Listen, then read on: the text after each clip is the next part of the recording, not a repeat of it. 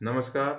मैं प्रजापति संतोष कुमार, अनुक्रमांक 22, आपके सामने कुछ बातें लेके आ रहा हूँ। हमारी सोसाइटी इतनी पीछे क्यों? हमारी सोसाइटी में बेनिफिट ज़्यादा से ज़्यादा क्यों नहीं? बेनिफिट से सोसाइटी का ही बेनिफिट नहीं, हर वो सभा सदस्य जो है उनका भी बेनिफिट होना चाहिए। मेरे मन में जो है वो मैं आपको बताने जा रहा हूँ। अभी 2 साल पहले एक दरबान भाई की मृत्यु हो गई थी। उनके घर में गया था तो उनके घर की समस्याएं बहुत ही बड़ी थी। उन्होंने 4 लाख का लोन निकाला था। जब वो एक्सपायर हुए तो उनका 3,20,000 रुपये लोन बाकी था। वो 3,20,000 वो परिवार कहाँ से भरता, क्योंकि उनके पास खाने को ही पैसा घर पर नहीं था। जब ये बात मैंने सुना तो मेरे मन में एकदम खलबली मच गई। उस समय मैं इंसास अनुभाग में था। इंसास अनुभाग के कुछ लोगों से मैंने बात की कि भाइयों, एक परिवार है, उसके साथ इस प्रकार की समस्या हो गई है, क्या किया जाए? क्या किसी के पास से कुछ मदद हो सकती है? तो सभी इंसास भाइयों का बहुत बहुत जय हो। वो बहुत अच्छे लोग हैं। उन सभी ने, किसी ने 1000, 500, 100 इस प्रकार की राशि दी, जिसका हिसाब मैंने बनाया और हम 1-2 साथी मिलकर उनके घर पर गए और उन्हें पैसा दे के आए। फिर उन्होंने कुछ और पैसे का इंतजाम किया 8 से 9 महीने के बाद। फिर उन्होंने सोसाइटी भरी, लेकिन ये 8-9 महीना जो जमानतदार थे वो बहुत परेशान हुए। उनके पास सोसाइटी से पत्र आ रहा है कि आप लोन भरिए, फोन आ रहा है आप लोन भरिए। वो 2 जमानतदार मुझसे मिले, बोले भाऊ मैं साइन दे के फंस गया हूँ, वो परिवार पैसा भर नहीं रहा है, हम पैसा कहाँ से भरें? तो मैंने उनको समझाया कि उस परिवार की आर्थिक स्थिति अच्छी नहीं है, कृपया आप उन्हें परेशान करिए मत।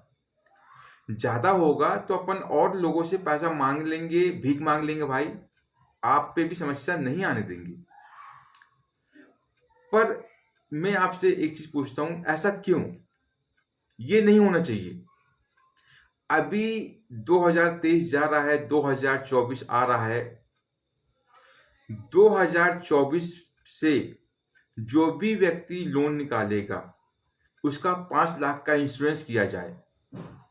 5 लाख का जब इंश्योरेंस किया जाएगा, उस व्यक्ति को कुछ हो गया तो उसका सोसाइटी का लोन माफ होगा। जो कुछ बोनस बना वो बोनस जो है उस परिवार को दे दिया जाएगा। ये हो गए 2 फायदे। एक तो उसकी सोसाइटी खत्म हो गई।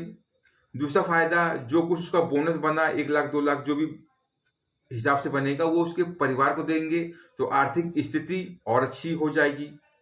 तीसरी बात, अगर वो व्यक्ति अच्छा है, बढ़िया रिटायरमेंट हुआ, 60 साल हुआ, तो उस 5 लाख का बोनस लेके करीब 10 से 12 लाख रुपए उसका मतलब आराम से हो जाएगा। तो रिटायरमेंट पे हमें वो 10-12 लाख रुपए भी मिलेंगे इंश्योरेंस के। अच्छी बात है। ये कितने फायदे हो गए? 3। चौथा फायदा जो है, क्या होगा, जब इंश्योरेंस पॉलिसी होगी तो हमें कंपनी से बेनिफिट भी मिलेगा।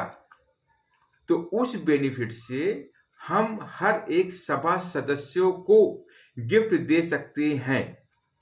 जब गिफ्ट खरीदेंगे तो उस पर भी बेनिफिट मिलेगा।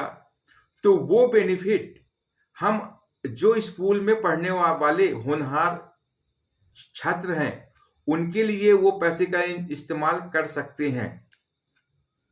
ये मेरे हिसाब से बहुत अच्छा काम है। इस प्रकार से ये चीज होनी चाहिए। और ये संभव है और इजीली हो सकती है। अन्य बातों में, जैसे मान लीजिए हम कुछ सामान खरीदते हैं, टीवी, फ्रिज, वॉशिंग मशीन या अन्य वस्तु, तो हम में से कुछ व्यक्ति ऐसे भी हैं जो वो सामान नहीं लेते, उसके बदले में लेते हैं वो पैसे। तो मान लीजिए एक व्यक्ति ने 30,000 का टीवी लिया या टीवी के लिए आया कि हमें टीवी चाहिए, फिर वो टीवी का एस्टिमेट वगैरह लेके आता है कि भाई 30,000 का टीवी है, हमें 30,000 का लोन दिया जाए।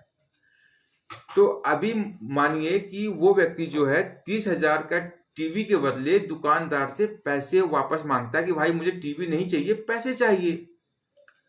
दुकानदार 25%, 28%, 30% कमीशन काट के उसको जो भी 21 या 22,000 जो होगा वो उसको दे देता है।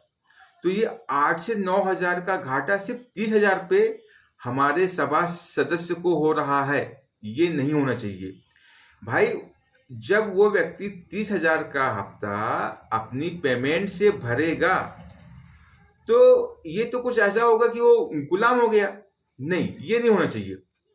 आपको अगर हम सामान खरीदने के लिए लोन दे रहे हैं, जो भी होगा सोसाइटी का, मान लीजिए 30,000 का उसे टीवी चाहिए, तो 30,000 उसके खाते में जमा हो, वो चाहे टीवी खरीदे चाहे मोबाइल खरीदे, ये हमें टेंशन नहीं लेना, क्योंकि हमें तो उसकी पेमेंट से वो 30,000 रुपए के हफ्ते आ रहे हैं। अन्य बातों में ऑडिट की समस्या है। ऑडिट जो है हमारा हर 3-3 महीने में, हर तिमाही ही होना चाहिए। अप्रैल में फाइनल हुआ और अप्रैल के 16 से 25 के बीच में आपका जो बेनिफिट निकला आप ले लीजिए, ये संभव है। इसमें कोई दो राय नहीं है कि ये सब असंभव है।